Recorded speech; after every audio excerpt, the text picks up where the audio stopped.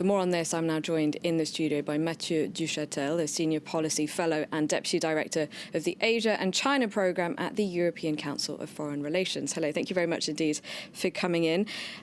Now, as Stuart was just saying in Singapore there, the document mentions North Korea working towards denuclearisation. What do you make of that then? It's not quite what the Trump administration said that it wanted to get out of this summit. They were really insisting on complete, verifiable, irreversible dismantlement.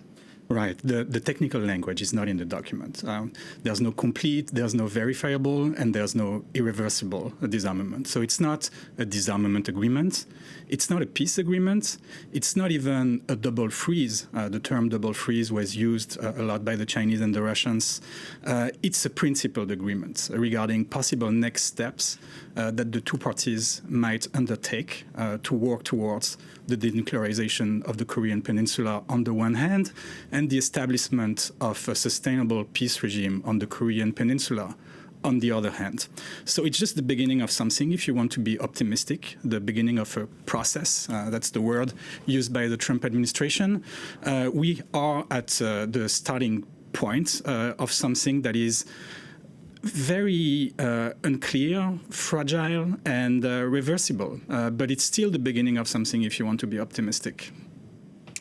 Now, as Stuart mentioned, Donald Trump in that press conference after the document was signed, he stunned observers by saying that the military drills that the US carries out with South Korea will be dropped. He said it was a provocation. He mentioned the cost. And then it transpired that the South Korea and the US military didn't even know about this. So if confirmed, if this really does happen, how significant would that be and how big of a concession? Yes, that's very much the style of the Trump administration, using very strong terms, provocative, to describe joint exercises that have taken place for years.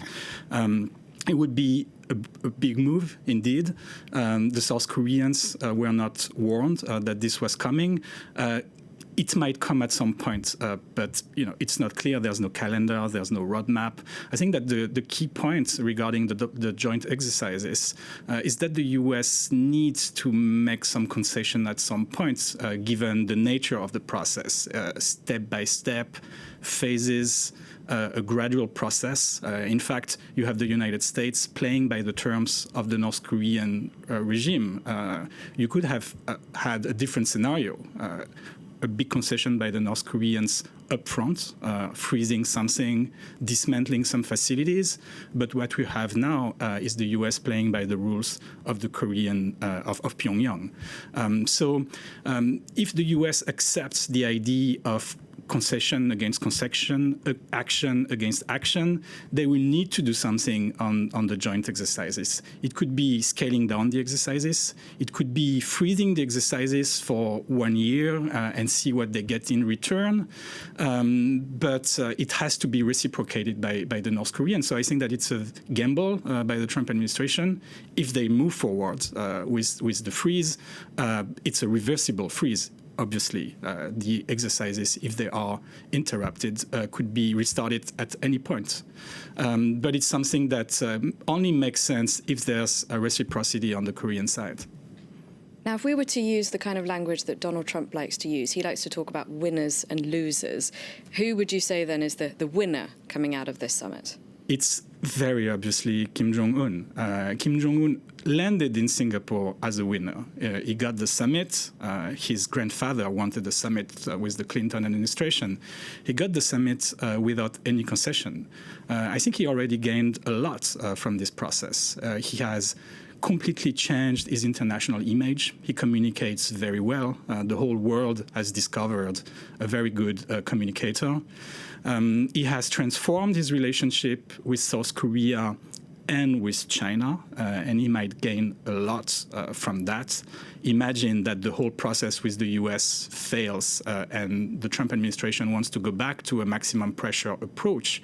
He would find South Korea their own ally and China on their way, because there's a very strong support from these two countries for this current process.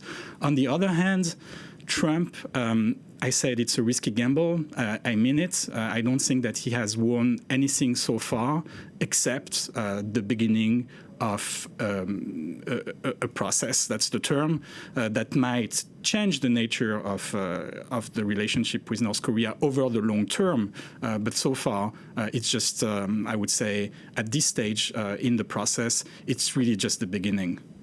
So you said that Kim was a winner before the summit had even started, and Donald Trump was asked at the press conference after they signed a document if he saw Kim Jong-un as an equal. He said, "I don't view it that way," but the fact that he would even meet Kim Jong-un, and as we can see there, shake his hand, that sends a different signal, doesn't it?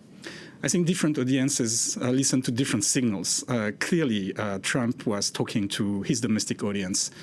But what really matters in the eyes of the international community is that the two leaders met as equals with their flags behind them.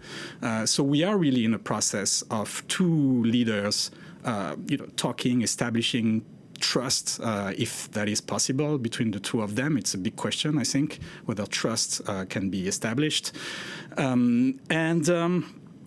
What Kim Jong-un has won in the process, clearly, when you see how the North Korean media describe the Singapore summit, there's been a lot of coverage in the North Korean media.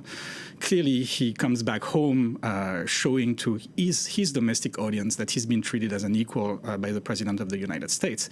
And he has been treated as an equal without making any concession on the nuclear program. So you could say that, in fact, Kim Jong-un is engaging with the international community as a nuclear power.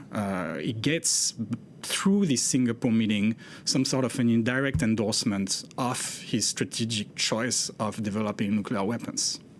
All right. Well, thank you very much indeed for your time and for your analysis. So, Mathieu Duchatel, thank you very much.